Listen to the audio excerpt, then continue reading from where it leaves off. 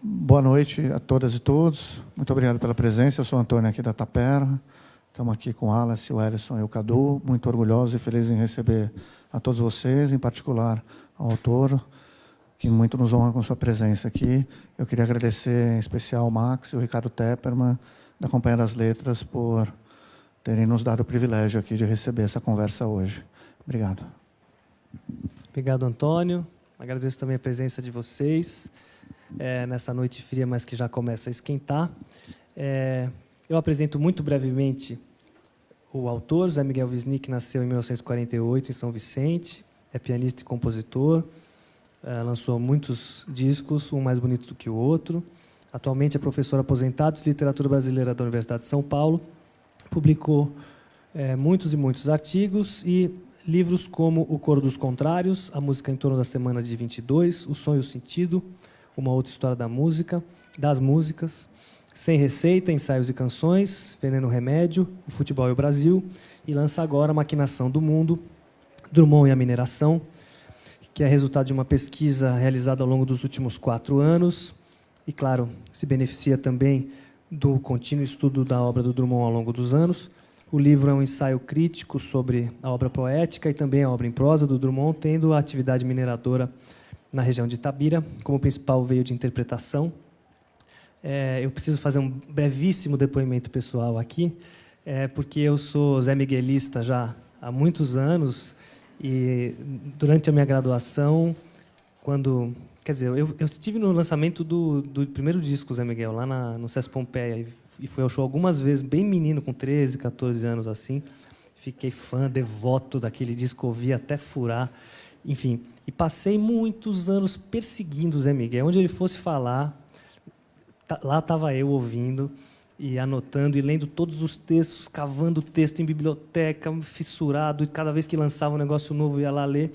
E passam-se muitos anos, e quando chegou o original do Maquinação do Mundo, e eu li, portanto, em primeira mão, quer dizer, outras pessoas tinham lido também, mas em primeira mão, e pude, de alguma maneira, participar da construção do livro, né? Ou mesmo dizendo, participar bastante da construção do livro, uma vez que editei o livro. Pois é que chegou muito pronto, né, Zé? Chegou muito pronto o livro, mas ainda assim.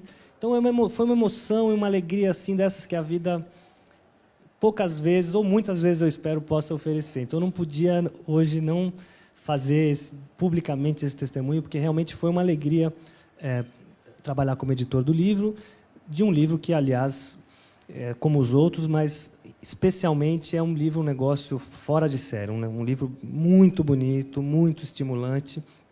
Enfim, vocês todos sabem melhor do que eu, não preciso repetir aqui. Feito esse brevíssimo testemunho, Zé, queria te pedir para começar, como você começa o primeiro capítulo do livro, contando da sua viagem a Itabira, a partir da qual surge a ideia para o livro. Então, queria te pedir para contar um pouco das circunstâncias dessa viagem, das descobertas que você fez a partir dela. Bom, boa noite, que delícia estar aqui, né? E eu confesso que eu senti uma sensação estranha. Estou acostumado a fazer palestras e tal, são sempre sobre outros temas. E aí era o livro, você começou, quer dizer, sobre um livro do qual eu sou autor, aí tem que falar disso, deu uma timidez inesperada, que eu, então, só posso vencer falando isso imediatamente para poder, então, a gente iniciar a conversa que o Ricardo Tepperman propôs, né? Então, de fato, é um livro que nasceu de uma circunstância, de um acaso, mas não de um acaso qualquer, mas talvez daquilo que, como acontece no livro mais de uma vez, fala-se do acaso objetivo, que é como os surrealistas chamavam situações em que se dão coincidências, mas coincidências propiciatórias, que, na verdade, são encontros de longa data, que, de repente, se atualizam, né? Porque eu passei muitos anos, essa frase também parece que já está entoada em algum lugar, mas dando aula sobre Drummond. Então, escrevi sobre Drummond, então a gente cria com o poeta uma espécie de intimidade, que é uma intimidade profunda, de vida, né? E eu sou daqueles que, quando chego no lugar de onde aquilo tudo veio, eu me sinto afetado por aquilo. Quer dizer, eu fico alerta, né? No caso, era um inverno cultural em Minas Gerais, eu fui convidado para fazer aulas show, então fui com o Guto, que está ali, da Circos, e com 2 músicos, o Swami e o Sérgio Rez, a gente foi em Ouro Branco, São João del Rei, Sete Lagoas e Itabira. Só que, então, Itabira, tudo aquilo tomou uma dimensão, uma potência, isso produziu um efeito completamente diferente e que estava ligado inteiramente ao Drummond. Primeira coisa, para mim foi muito impactante, surpreendente, a dimensão da exploração mineradora em Itabira, porque a gente está acostumado a ler a Confidência do Itabirano, então a gente sabe 90% de ferro nas calçadas, 80% de ferro nas almas. A gente sabe que aquilo é um mundo onde essa proximidade do ferro, esse entranhado pelo ferro, né, que isso faz parte da sensibilidade daquele poeta, da imaginação, vamos dizer, férrea daquela lírica, né? E é isso que a gente normalmente assimila. Só que ali a cidade ela tinha a dimensão da mineração muito próxima do coração da cidade e de uma maneira que se apresentava devastadora. E nunca eu tinha ouvido ou lido uma linha sobre este acontecimento, embora eu tivesse lido poemas do Drummond que falava disso, mas aquilo não ganhava a verdade que quando você vê que uma montanha desapareceu, simplesmente a montanha não há, a montanha é uma cratera e ela está num território cercado, que é um território de guerra, o território da companhia, a atual Vale, originalmente Companhia Vale do Rio Doce.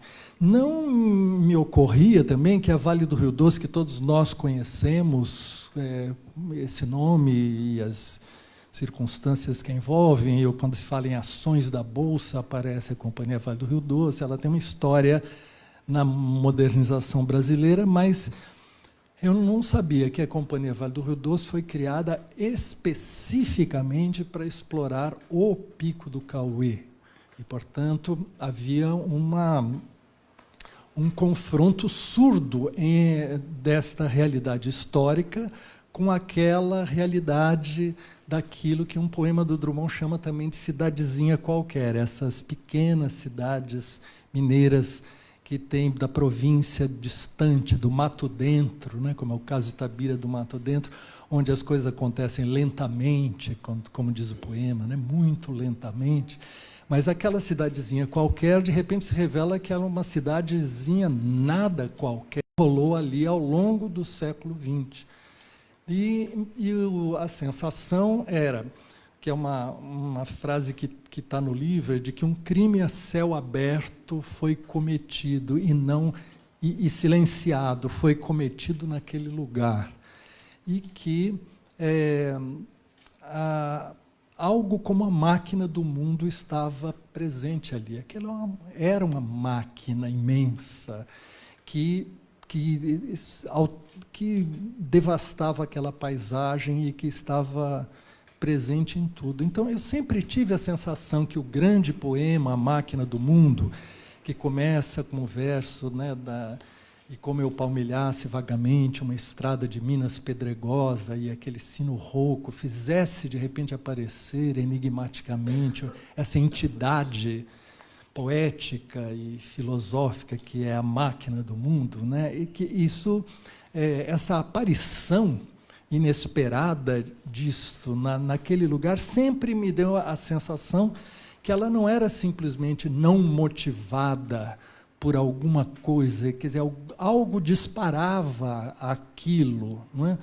E aí a minha sensação era, de fato, de que tinha um acontecimento, tinha uma máquina e que tinha um disparo muito poderoso que estava ligado àquilo tudo. Então, essa foi a sensação, eu fiquei com essa impressão. O livro é o desdobramento dessa impressão local.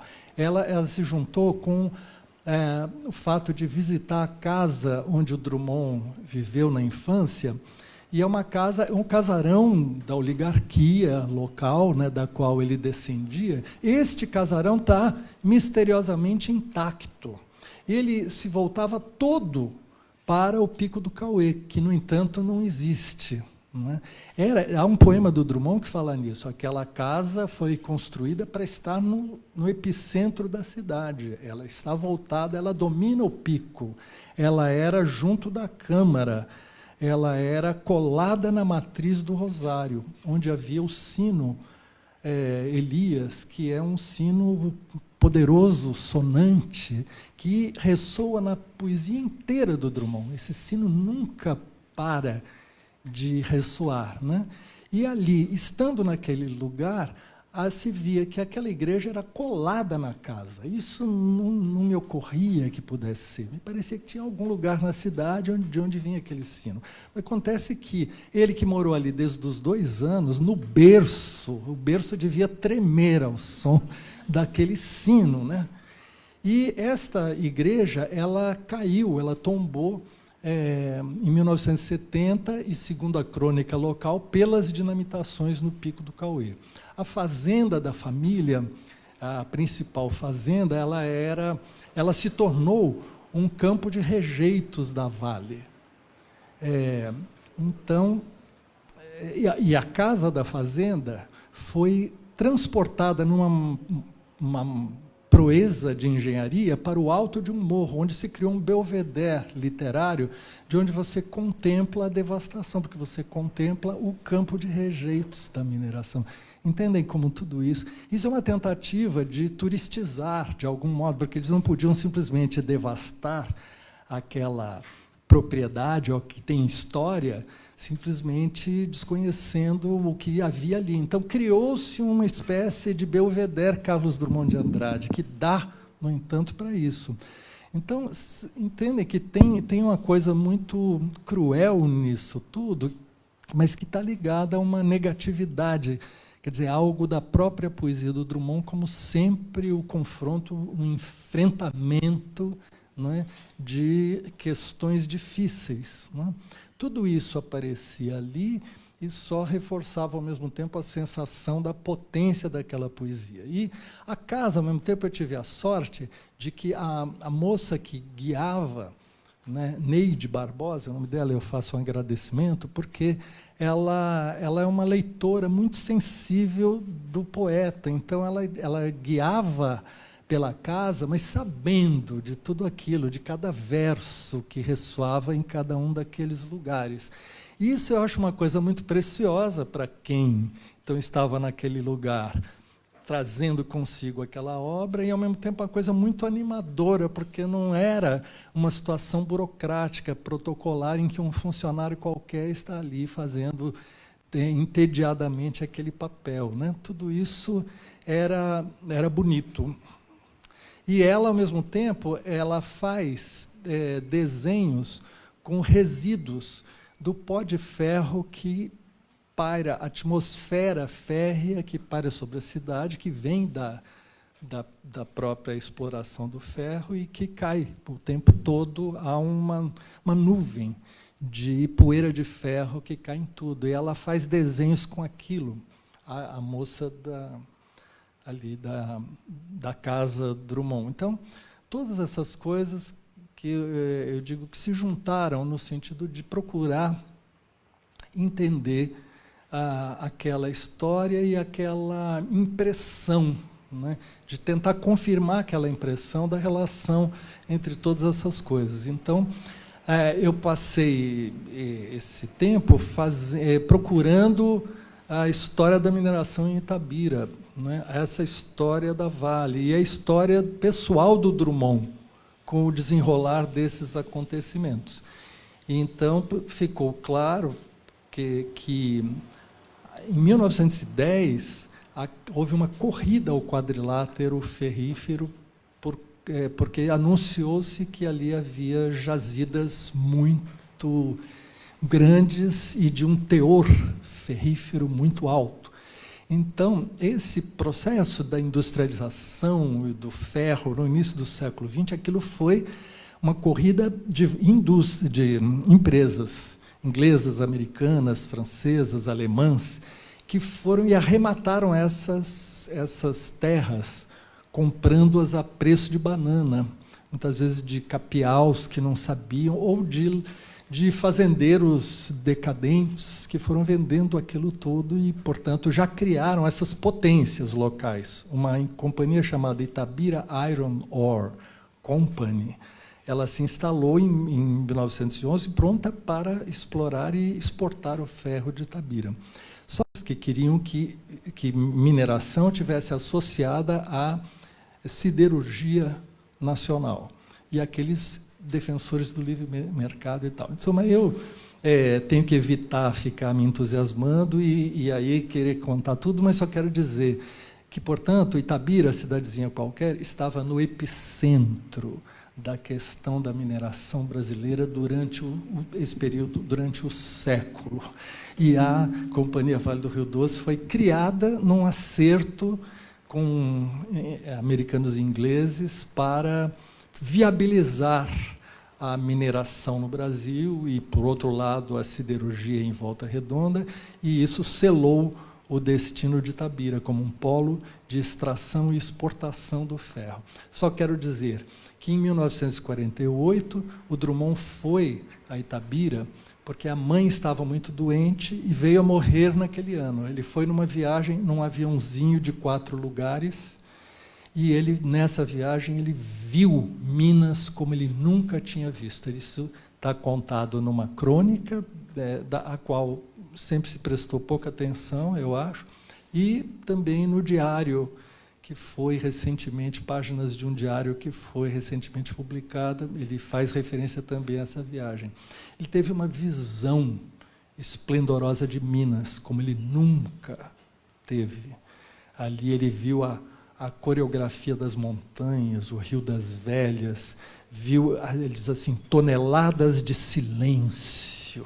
Ou seja, ele usa uma expressão do ferro, da mineração, para dizer, né, da atmosfera. E dizia, daqui se vê tudo como se não houvesse separação, né? A separação entre as coisas se abre, é possível ver esse todo, Minas, não é? De onde ele vinha. E eles aqui é possível entender um homem que tange uma res e aquele que debulha um grão de milho. Então aquilo ia da montanha ao grão de milho, como uma visão só. E nessa viagem é que ele chega a Itabira e ele vê, pela primeira vez, era 1948, depois da guerra, a aceleração da mineração, para efeito agora do mercado internacional do pós-guerra, e as dinamitações do Pico do Cauê, que resultariam na demolição total do pico. Então, ele tem esse impacto traumático, tal como se expressa na crônica, e um ano depois é que sai o poema Máquina do Mundo, publicado no Jornal do Brasil, e, portanto, num momento em que ele estava, de algum modo, assimilando, elaborando esse trauma, né? O que, então, me faz pensar que, de fato, aquela história da mineração, aquela máquina, etc., ressoa no processo todo que faz com que ele tenha buscado essa entidade poética, a máquina do mundo, que está nos Lusíadas, né, e tenha feito aquilo, vamos dizer, aparecer enigmaticamente naquele território de Minas, e mobilizado por um quê? Pelo sino rouco, pelo som do sino, né, que sempre é o disparador dessas visões na poesia do Drummond. Muito comprida a resposta. Não poderia ter sido no tamanho, na duração melhor do que na que foi essa daí. Queria só dizer para o pessoal que está lá fora que tem pelo menos 5, 6 lugares aqui dentro, bem sentados. Se vocês estão ouvindo, vários lugares aqui dentro. Mas você mencionou a criação da Vale, e como você discute no livro, a negociação que viabilizou o investimento americano para isso teve implicações no alinhamento do Brasil com os aliados no contexto da Segunda Guerra Mundial. Isso me faz pensar em algo que é central no livro, e que tem a ver com uma questão que é quase um lugar comum quando se fala na obra de Drummond, que é a relação do particular e do universal, digamos assim. Algo que eu entendo que no livro você coloca em outro patamar a discussão, quer dizer, ou leva ainda mais longe, dizendo, por exemplo, que poucas vezes a mitologia pessoal mais íntima de um poeta foi submetida a um confronto tão direto com o real da história econômica. A citação é para provocá-lo a comentar esse problema e também na relação com uma parte da reflexão sobre literatura que dá muita importância para as questões biográficas, e você, digamos, faz isso no livro sem baratear a dimensão poética, ou a produção, né? Enfim, então queria te provocar a comentar isso. Isso. Começando pelo fim, né? De fato, o livro ele está interessado na poesia, ou seja, está interessado em como que um poeta elaborou isso, como é que a poesia perfura essa experiência, por que aquilo que ele escreveu, o poema, ganha uma atualidade, vamos dizer assim, pungente, marcante hoje, e o poema ganha dimensões que ele parecia não ter, porque isso é próprio da poesia, é próprio da arte, que aquilo tem, vamos dizer, dimensões latentes, né? Virtualidades que não param de se atualizar. Então, essa é uma potência daquilo que é o que atravessa o livro, que é o desejo que tenha sido assim, que vocês possam reconhecer como sendo assim, porque isso não pode ser confundido com uma reportagem factual sobre a mineração, onde se diz, Drummond revela aspectos do que é a história da mineração, a Companhia Vale do Rio Doce, simplesmente. Isso, sim, está tudo presente aí, mas isso está lido de um tal modo que só a poesia pode fazer com que aquilo que estava obscuro ali, o próprio fato, que o poema mergulha na obscuridade, ele é de alguém que atravessa aquilo tudo, recusa a aparição daquela máquina e vai de mãos pensas para a noite mais total, mas que essa noite mais total seja uma maneira de revelar o contemporâneo, e que ilumina o contemporâneo, aquela noite daquele poema, e faz com que a poesia do Drummond seja, como disse um poema do Ali Salomão, ela é o pico de Tabira que máquina mineradora não corrói, Ou seja, ali onde tem a falta desse pico, existe uma outra coisa, que é essa poderosa poesia que contracenou o tempo todo com aquela realidade. Então, e hoje nós vivemos um tempo muito despoetizante, como se fosse, porque como se quer que as coisas tenham ou dois lados, algum tempo atrás falava que pessoas que só usam 2 neurônios, o tico e o teco e tal. Atualmente, acho que tem quem use um só, no máximo. E isso significa, ao mesmo tempo, e tem um ar de época que significa que tudo aquilo que for dito tem que se explicar de onde veio e tem que dizer em uma palavra definitiva o que quis dizer.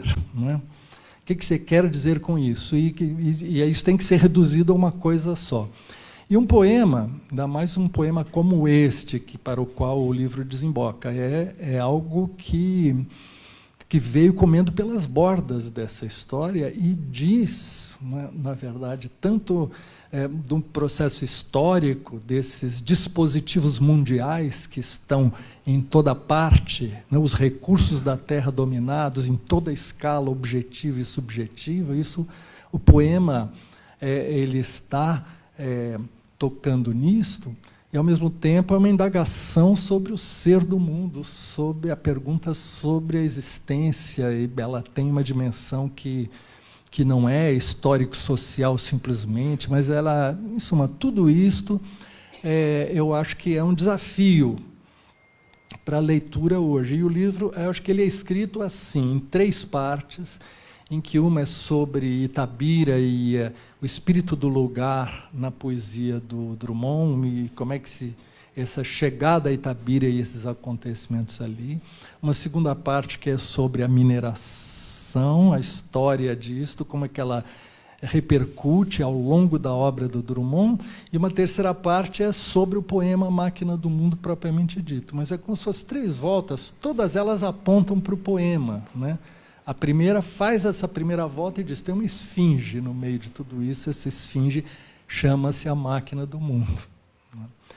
Se você pegar, tem um primeiro poema em alguma poesia chamado Itabira, que quase já diz tudo isso. Cada um de nós tem seu pedaço no pico do Cauê. Não vou dizer o poema inteiro, mas é um poema sobre um sentimento enorme de uma derrota incomparável que cerca a existência desse pico naquele lugar. Em Boitempo tem um poema chamado A Montanha Pulverizada. Então você pode dizer que tem o começo e o fim desse processo, mas no meio do caminho tem uma coisa que é a esfinge, que é o próprio poema Máquina do Mundo. Então, anunciado nesse primeiro giro. Aí o segundo giro sobre a mineração, ele leva a essa história do momento em que o Drummond faz a viagem e se depara com está diante das dinamitações, da visão, né? E o terceiro, o poema propriamente dito. Então, eu estou muito curioso, porque é um livro que se destina, eu procurei tirar todos os cacuetes acadêmicos, quando desnecessários, aqueles que servem para que universitários vamos dizer, estabeleçam ligação e reconhecimento dos seus pares. Ou seja, isso tudo a ser retirado, porque é um livro que não quer ser lido só pelos auxílio dos universitários. Então, no entanto, e por isso essa história é como se fosse... Há um romance atravessando essa história, da vida e obra do Drummond, as voltas com isso. Mas, ao mesmo tempo, que não quer facilitar nem baratear nada do que seria um livro diante da questão da poesia, ou de uma poesia dessa escala, né? Foi muito importante para mim o livro do Murilo Marcondes de Moura, né? Sobre a poesia e a Segunda Guerra Mundial, especialmente, onde tem um longo capítulo sobre Drummond, muito esclarecedor. Então, essa referência, quer dizer, há uma conversa no livro com muitas das coisas que foram escritas e que tem uma riquíssima fortuna crítica do Drummond. E eu mesmo me surpreendi ao fazer o livro, o quanto vários desses estavam na minha área de literatura brasileira, ali muito perto, né? A gente estava próximos, fazendo diferentes coisas sobre... Nessas horas, o mundo sitiado, né? Este estudo do Murilo sobre a poesia da guerra e sobre Drummond.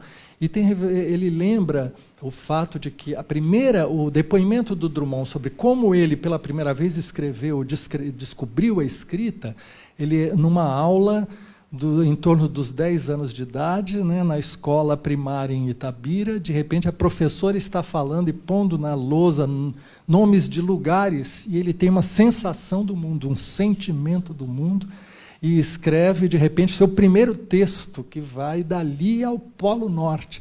Ou seja, isso pode ser ficção, é uma fantasia, vamos dizer, originária, mas é de fantasia originária que se faz a poesia. Então, estamos interessados no grau de veracidade dessa história. Ela tem uma verdade, né? Mais que isso, que está ligada ao fato de que a descoberta do mundo da escrita é uma descoberta de que alguém nasce pela escrita porque descobriu que aquele lugar do mundo está ligado a todos os lugares do mundo, os mais distantes.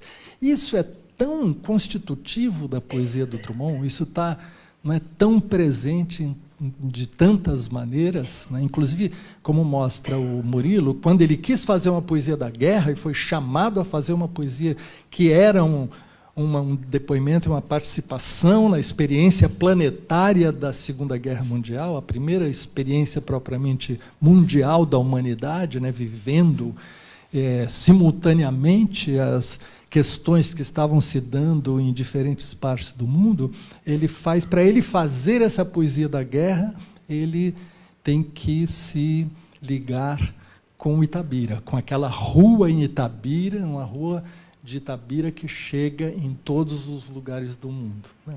E isto, dizendo assim, podemos dizer que é perturbador que o poeta que fez esse mais intenso depoimento sobre a Segunda Guerra Mundial no Brasil, Carlos Drummond de Andrade, é da mesma cidade de onde saiu o ferro negociado para a indústria bélica inglesa e americana, e aquilo é justamente aquilo que foi sacrificado, o capital in natura pelo qual o Brasil entrou na guerra, nas negociações da guerra, foi o Pico do Cauê. Não é? Isto é uma verdadeira loucura. Né?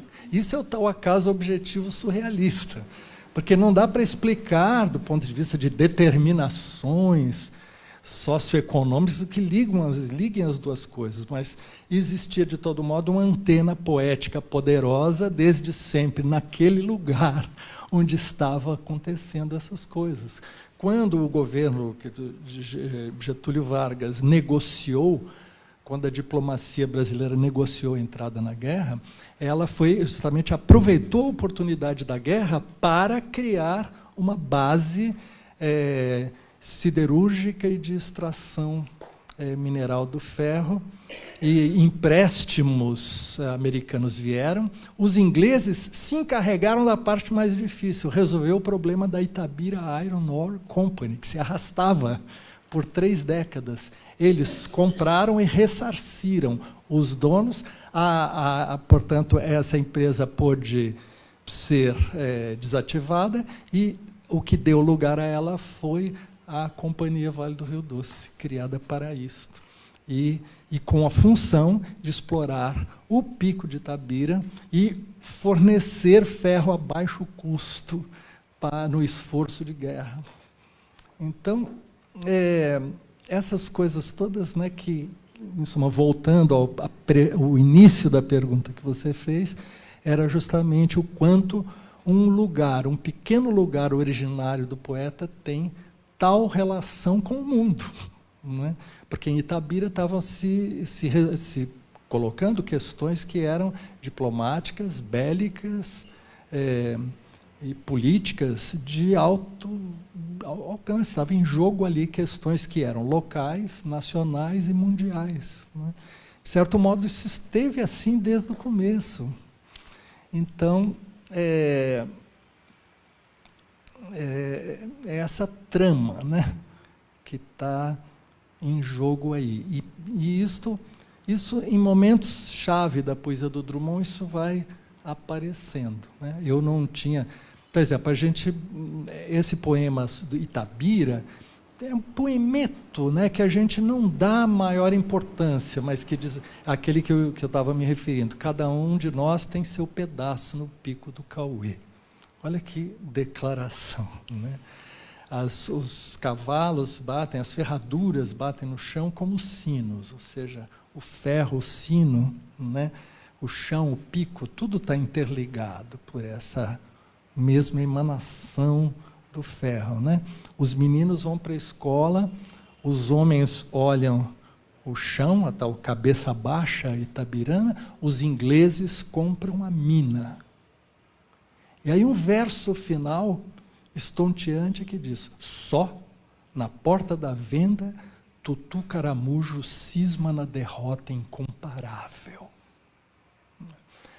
Quer dizer, olhado assim, essa derrota incomparável, quando você olha todo o processo, né, você vê Quer dizer, não quer dizer que o poema, quer dizer, estava adivinhando, estava ao modo da poesia, porque todas as virtualidades de sentido que o tempo atualizou estão lá, mas eu vejo principalmente que é o seguinte: Itabira sempre é habitada no Drummond, desde o começo, por um rasgo de enormidade. Ou seja, no tal pequeno lugar acontecem coisas imensas, né? Então, uma derrota incomparável é uma coisa de grandes proporções. Então, se olhada à luz da história da mineração, esse poema, que faz parte do a parte do livro chamada Lanterna Mágica, ele se acende, né, com uma luz que não parecia assim tão evidente de início, né? A própria Confidência do Itabirano, ele tem o momento em que ele é um momento de apresentação em Sentimento do Mundo, de Itabira é jogada para o Brasil. O itabirano se apresenta, e apresenta a cidade, e apresenta como se diz, as prendas de Itabira, que são a escultura de o São Benedito de Alfredo Duval, quer dizer, a escultura daquele artesão local, aquele homem popular, negro, anarquista, que foi fundamental para a formação dele. O coro de anta, que está no sofá da sala, a anta do Vale do Rio Doce, como tem num outro poema maravilhoso de Boitempo, sobre a anta. E no meio dessas duas prendas tem essa pedra de ferro, futuro aço do Brasil. Né? Aquilo está ali, mas, de repente, quando você vê essa declaração, a pedra de ferro, futuro aço do Brasil, aquele poema foi escrito num momento crucial da disputa entre aqueles que defendiam a livre exportação e aqueles que defendiam o projeto nacional da siderurgia nacional, né? Ele foi escrito, uma coisa assim, um mês antes do governo Getúlio Vargas, publicado num jornal do Rio, um mês antes do governo Vargas romper o contrato com a Itabira Iron Ore Company, que queria explodir. Portanto, era um momento chave, aquilo não era, vamos dizer, fácil, aquilo fazia parte dessa batalha, né? Afirmar, não é comum no Drummond afirmações desse tipo, né? Ela tem um tom que parece apologético, né? Estranho em Drummond, mas porque é como se aquele momento exigiu isto, né? E eu estava conversando sobre isso com o nosso colega Erwin Torralbo, né? E ele falou, curioso, e esse verso é que desapareceu do poema. Desapareceu. Outras edições do poema, o verso não aparece mais, como não existisse essa prenda, né? Olhando assim, isso sugere que aquele verso não foi retirado, né? Nós não sabemos ao certo, mas em 1948, quando sai uma reedição, o ano em que ele viu o Pico sendo destruído, e destruído num processo de pura exportação, não comprometida com um projeto nacional, embora fosse uma companhia estatal brasileira, mas que com aquilo juntava divisas, mas não tinha vamos dizer, o mito dessa muiraquitã nacional desenvolvimentista, essa pedra de ferro, futuro aço do Brasil, né? E desaparece por um bom tempo, né? Depois reaparece em edições posteriores, como se resgatasse o poema, mas já como se fosse um gesto filológico, né, das edições, de resgatar a primeira edição e tal. Não sabemos. Essa história, que eu saiba, não sei, não está assim propriamente documentadamente contada, né? Mas o fato é que, por acaso ou não, o verso desaparece ali onde aquela aposta não valia mais, né? Teté, está muito acadêmica esse lançamento? Não, de maneira nenhuma. De maneira nenhuma. Eu teria muitas outras perguntas, mas eu sugiro que a gente faça uma breve rodada de perguntas, para que a gente não se estenda demais. Então, que sejam breves mesmo também as perguntas, 2 ou 3, se alguém quiser colocar, senão eu teria com o maior prazer, mas Alguém gostaria de colocar alguma questão? É bom, se alguém quiser. As pessoas que estão lá fora também podem perguntar, é só entrar aqui para o microfone e dar o alcance para a transmissão registrar aí a pergunta. Quem já tem uma? Uma aqui. Opa, aqui já temos a primeira. Miguel, boa noite, tudo bem? Miguel, é o seguinte, o Drummond, a poesia do Drummond, assim, realmente está ligado com o mundo inteiro, né? Vendo a capa do seu livro, não sei porque involuntariamente me lembrou o Dante, os círculos de Dante. Então, na literatura também está universalizado essa poesia. Então, quer dizer, essa observação que eu quis fazer, uma coisa que eu achei foi assim involuntário, mas eu achei que tem ligação, né? Mas obrigado, Zé Miguel. Vamos pegar algumas assim Alguém mais quer perguntar? Não?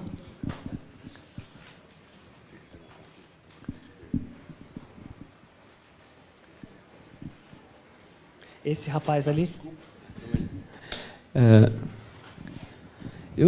Se me permite, eu gostaria de fazer uma pergunta de ordem política. Você acha que a gente está vivendo uma derrota incomparável? Eu estou pensando na burguesia nacional né, e agora quer dizer, hoje em dia não teria uma briga de 20 anos para entregar uma região a ser minerada. Você faz um decreto e está entregue, pré-sal, etc.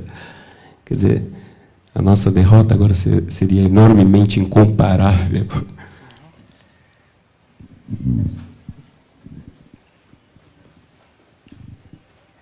Olha, Zé Miguel, só você pudesse repetir o número de anos ou quantidade de edições em que ficou aquele verso suprimido, se você aborda isto mais aqui dentro, porque agora comecei a cafifar com isso.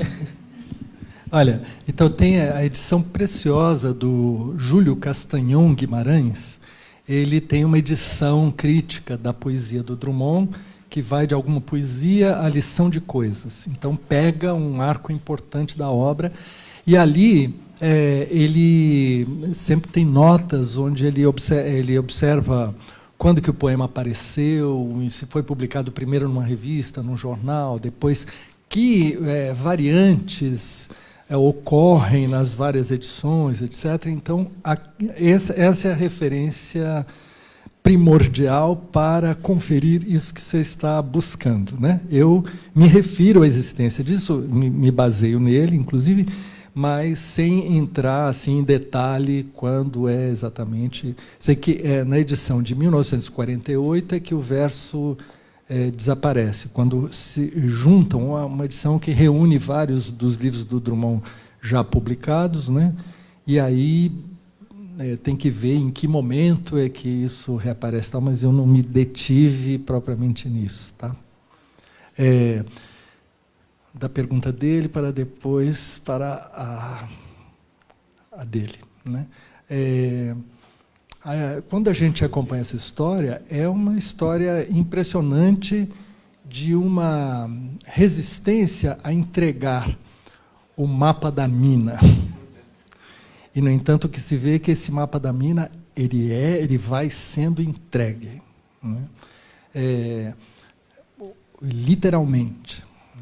Quando o governo Getúlio, depois de 30, é sabido que houve um interesse de defesa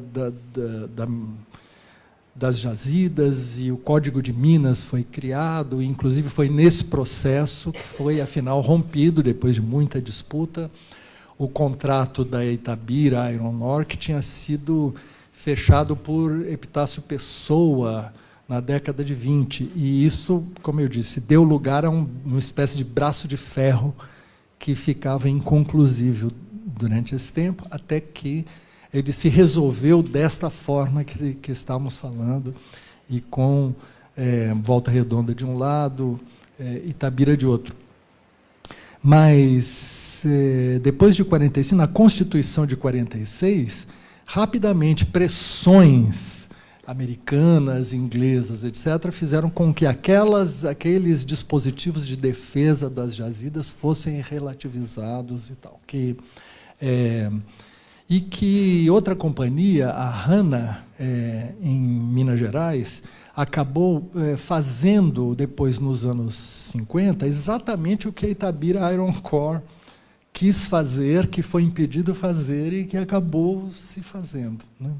Então, eu acho que existe, de fato, uma tendência que a gente assiste em que essa entrega geral ela avança, né? E isso faz parte dessa luta de que estamos falando. Eu quero juntar a isto o fato de que sempre pensava que, justamente sobre isso, o quanto Drummond é um poeta que ele tem versos que entram para, vamos dizer, o repertório coletivo, frases que se tornam o maior hitmaker frásico da poesia brasileira, né? Ele tem muitas frases que a mais famosa de todas tinha uma pedra no meio do caminho, e ele mesmo reuniu, porque como aquilo foi objeto de achincalhe, né, ele foi xingado de todos os modos por causa dessa pedra, principalmente que era uma resistência à modernização, ao modernismo, por um lado. Então ele foi, ao mesmo tempo, exaltado e violentamente criticado por esse poema. A certa altura, ele disse que ele era autor de um poema não desimportante em si mesmo, mas que tinha dividido o Brasil em duas categorias mentais, né? Que aqueles que suportavam o enigma que o poema propunha e aqueles que recusavam violentamente o caráter enigmático. Mas mesmo esses passaram a usar a expressão "tem uma pedra no meio do caminho", e todo o espectro político e ideológico passou a usar, incorporou o verso. E, a certa altura, a própria Companhia Vale do Rio Doce, fazendo uma propaganda de si mesma, ela usa a pedra contra o Drummond, porque o Drummond tinha escrito contra a companhia, contra a ação da companhia, e eles fazem uma publicidade que diz: há uma pedra no caminho do desenvolvimento brasileiro.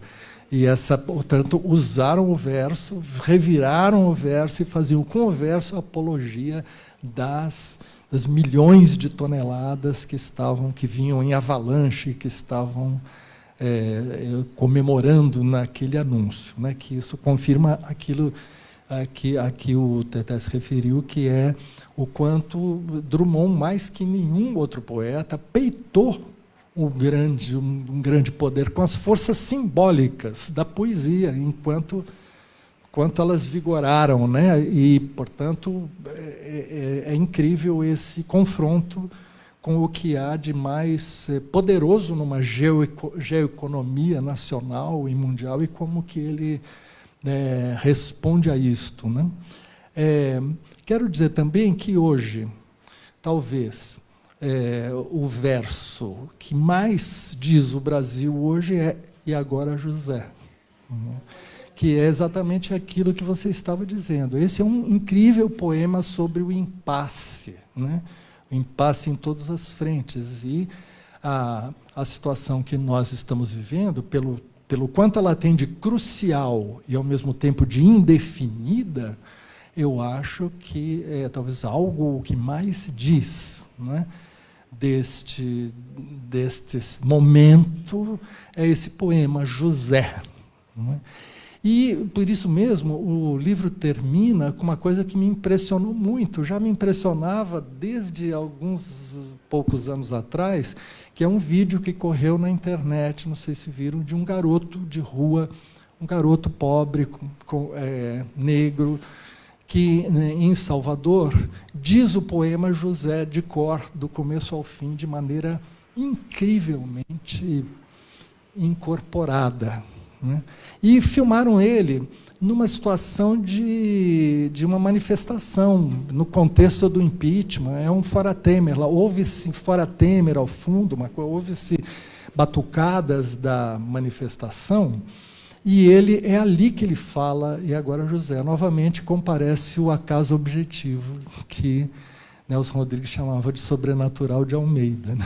Porque como pode que aquela situação, que essa situação histórica tenha, de repente, se encarnado num menino que vem e diz o poema de Drummond, diz daquele modo íntegro, inteiro, não é, com os olhos luminosos. Ali tem algum educador desconhecido, né, ou um grupo, ou que seja, que mostrou poesia, e aquele garoto tomou para si aquilo. E então ele diz de uma maneira, é como se fosse toda a solução do Brasil está nele.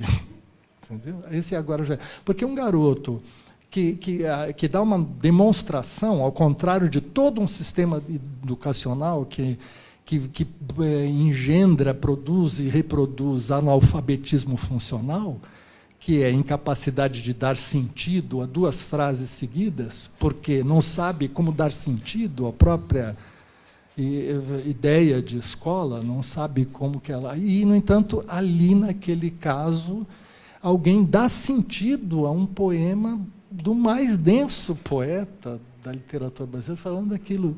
Né? Então, é como se fosse, ele faz a pergunta das perguntas e ele, ao mesmo tempo, ele é, né, a resposta. Né? A resposta tragicamente não vista e tudo mais. Eu estou dando spoiler aqui o tempo todo, que eu estou contando os acontecimentos. Bom, tudo isso aí você chamou atenção para a capa, né? E eu fico muito feliz com isso. A capa foi feita por Elaine Ramos, que está ali. E ela fez capa também de vários dos meus discos. Ela está disfarçando e olhando para trás para ninguém ver que é ela. Ela fez a capa de vários meus discos. E, no mínimo, eu vejo ao longo dos tempos que quando se a pessoa não se lembra muito ou não tem o que dizer do disco, ela fala da capa. Porque a capa tem uma força, né? Uma coisa... De fato, essa capa foi baseada em fotos de José Luiz Pederneiras, que é um fotógrafo que faz parte da família Pederneiras, a família do Grupo Corpo. Né? Ele, por acaso, tinha me mandado uma série de fotos que ele fez de mineração, porque eu tinha contado para ele que estava escrevendo esse livro. E aí achamos que daquilo podia... era dali que... Né? Porque o livro tem um bloco um caderno de imagens dentro, de imagens históricas desse processo todo de que falamos. Mas a mineração atual, acho que devia aparecer na capa, e a Elaine deu essa solução, que pode ser lida em relação com Dante Alighieri, né? Com o inferno, com você... E Dante Alighieri tem tudo a ver com o próprio poema Maquinação do Mundo, que é todo composto em estrofes de 3 versos, numa referência, não é, tácita, implícita, à Divina Comédia e aos Lusíadas, não é, de diferentes formas. Então, essa ligação é verdade, quer dizer, que o céu e a terra, né, estejam espremidos, que em suma, que tem uma espécie de uma grande engrenagem cósmica. Em suma, tem tantas formas de ler isso aí. Né? Há quem já tinha comparado o poema Máquina do Mundo com o Aleph, de Borges. O conto Aleph é do mesmo ano em que o Drummond publicou A Máquina do Mundo. Eu acho que são, de fato, 2 visões extraordinárias de 2 grandes escritores sul-americanos, vendo o processo de mundialização que resultava no pós-guerra e tudo. Né? Aí saiu atualmente um Borges babilônico, né? Que é pelo Jorge Schwartz, são verbetes todos sobre Borges, uma enciclopédia de Borges e tal. E eu fui lá no Aleph, né? E aí se diz que um dos sentidos de Aleph é aquilo que liga o céu e a terra, né? Então, isso eu estou dizendo cá entre nós, mas porque é curioso também que, no fundo, tenha o próprio esse símbolo do céu e a terra como ligados por uma espécie de totalização, né? Que é o Aleph, o ver tudo ao mesmo tempo, né? Bom,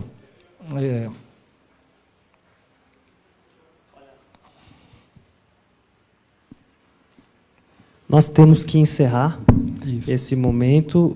O Zé Miguel vai seguir autografando livros. Estão todos e todas mais que convidados a ficar para tomar uma cerveja, alguma coisa aqui ao lado da tapera.